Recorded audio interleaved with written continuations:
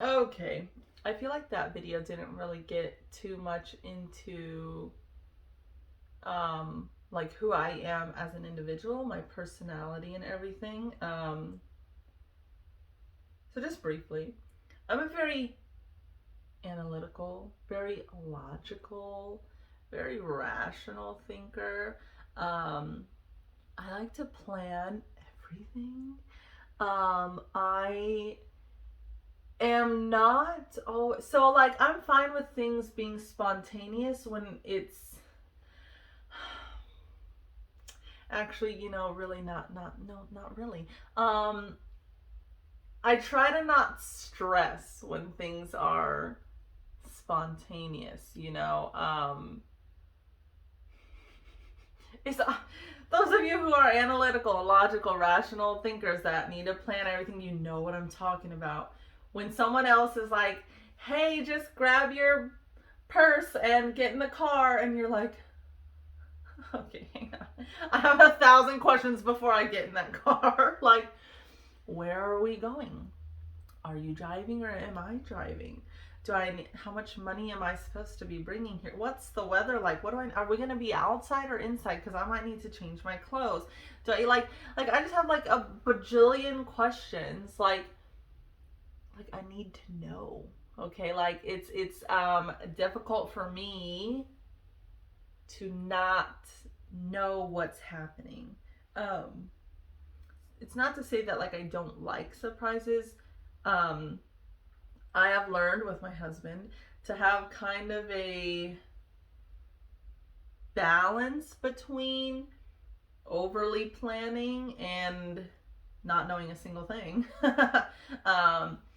Because it works well because he's a person that's like, hey, let's go on a cruise. That's as far as it goes for him. Literally, that's it. He was like, honestly, if it weren't for you, I probably would have never gone on a cruise. Like he's that's the extent of his thinking and his planning right there. Okay. Whereas I'm like, oh, ooh, cruise. Okay. Which line? What dates? What ship? Where's it gonna go to? What are we gonna like how many days? What do we need to pack? Oh, what do we want to eat? Because there's specialty dining and then there's complimentary dining. Do we need the internet package? Are we gonna drink? Are we gonna like so many? Do we need to take a plane? Do we need to rent a car? Do we need a parking garage? Do we need a hotel? Like so many things that go into planning a vacation, right? But also with him, he also needs days where he is relaxing on vacation, not always go, go, go, go, go on vacation. And I'm similar, right? I can't be go, go, go, go, go on vacation because then your vacation sucks. At least for us, because my first cruise, that's what I did. I booked back to back excursions in like each location, and it just was at the point where we were so tired. We were so just like, dude, is it over? Like, we did not enjoy that, okay? That was a horrible idea. Like, I mean, I know that there are some people that can do that, but like, we are not those kind of people. So, like, we could have a day where we do an activity or two, and then the evening needs to be open, or the next day needs to be just a wake up, do whatever we decide to do that day, okay? But I plan for those days, if that makes sense. So, like, our trip to Vietnam has planned spontaneous days, right? Because there's things that we want to do when we're over there, and we have a limited time over there. So, we need to make sure that the things we really want to do, we get to do. But while also having those days where we wake up and we just say, oh, I'm just gonna go to the beach. Or, yeah, we can go check out that other museum that was not high on the list. Or, we're just gonna chill at the hotel today. Or, whatever. Like, we have those days where we can just wake up and do whatever it is that we decide to do. But like I said, it's planned. um, I'm, Well, we both like being early for like everything. Don't like being late. Don't like being last minute. Don't like constant changes to the plan. Now, there are things that you can't control, like weather or cancellations or, things like that, right?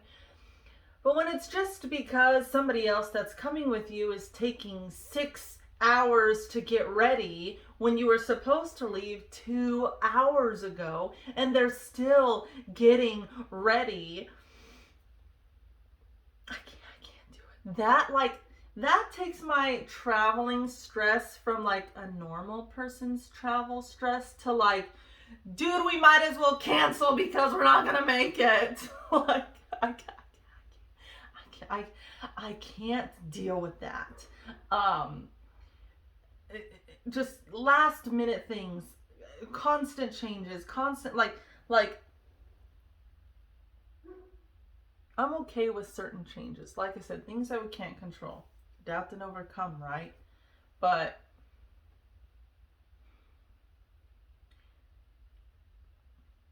there are some things that just drive me up the freaking wall. And so that's why the people that are like that, I don't ever really plan to do anything with them. I don't really ever plan to go see them. I don't, because you can't plan it. How do you plan something with someone who never plans anything? Like you can't. Either I have to drop down and let go of my planning and just wing it to be with them, or they need to step up to the plan and let go of them just winging it. Obviously, that's hard for both of us. But I do think it's a tad easier. Well, it really just depends. I was going to say, I think it's a tad easier for me to drop the plans. It depends on what was planned, okay? If it's something I can reschedule to a different day, cool. If it's something I can't reschedule to a different day, then unfortunately my plans with so-and-so is not going to work, because I told you I needed to be done at 4 because I have this other thing I cannot reschedule. And so when you tell me, oh, well, I can't hang out until 4, sorry, that's not going to work because I can't reschedule this other thing. You had all day.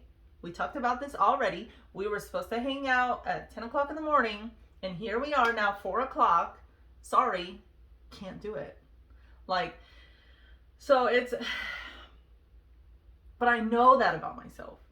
I know that. So I don't really put myself in those positions to where I'm overly stressing about that. Or I know, hey, when I go to make plans with so-and-so, can't really make plans and just have to go with the flow with whatever it is. If I want to do it, or I want to, I have to go with the flow. Because, brief example, we're all supposed to be going to Vietnam. My husband, myself, my dad, my stepmom, my mother-in-law, my sister-in-law and her baby, and potentially the other sister-in-law. That is a lot of people, a lot of personalities, and different levels of zero planning to extreme planning. So I'm not going to stress myself when it comes to their plans.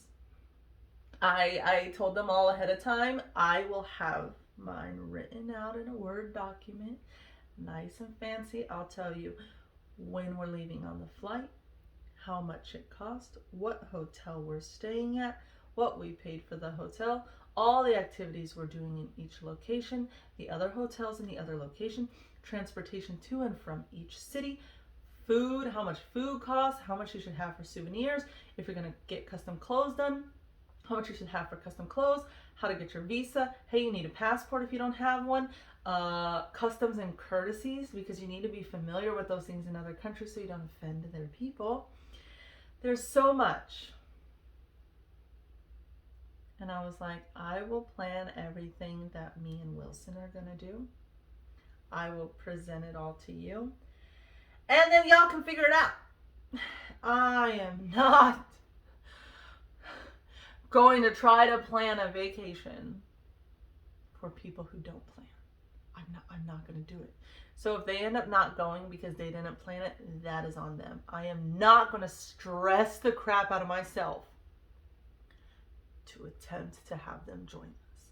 I'm not doing it. And I'm ready to book everything. I've been ready to book stuff for months. We're not going until January of 2024. The hard thing is, Wilson doesn't want to put it into his work this far in advance because he doesn't know who's going to be his regional manager that far out. But when it comes to international travel, especially when you have to request days off, when you've got so many people in the mix, you have to plan it this far out. It's not something you can do 3 weeks prior and have all the accommodations and everything that you wanted. It's not going to work. Like, now, I mean, if we were able to do that, like if he didn't have a job like that, and we were able to just be like, oh, in 2 weeks we're going to go here, then okay, that's a different story. But we don't have the vacation days. We don't have the dates. Like, well, we have dates, but like, so his work is retail, so they black out a bunch of dates. So, and trying to work that around 6 other people, that's a lot, right? So I refuse to stress over that. If Wilson and I get to go, I'm fine with it. If they come along, cool. If they don't, it's all right. Okay? So I'm very big into personal growth, very big into mindset, very just big into learning and growing and expanding and, you know, all of that. I'm very open-minded. I love hearing about other people's lives. Like, that I think is like one of the most interesting things, is that we are all here and we're all living like simultaneously, yet we're all living like completely different lives. Even people that are living the same life in a sense are still living completely different lives, because we're not all the same up here. And then we're not all the same out here. The way we grew up, the things we were taught, everything is different. And I love that. And that's why I love to travel so much, because it's so different in other places.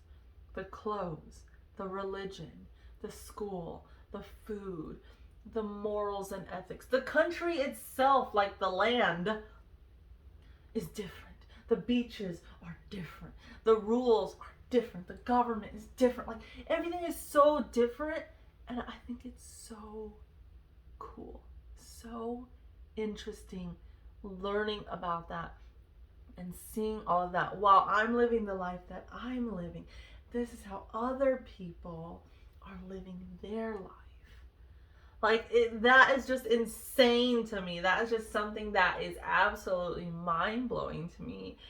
And I love it. Very emotional person, right? It was really bad. Like 8 years ago, it was a lot worse. Now, it's not that I have gotten rid of my emotional component or that I've suppressed my emotional component. That's not the case. I have just learned over the years what is something that actually needs my emotions and what is something that doesn't. Kind of like when they say you gotta pick your battles, right? Like, there are things to get worked up over, and there are things you shouldn't be getting worked up over. For example, somebody in your family passes away. That is understanding to get worked up over. Somebody comments something rude to you on social media.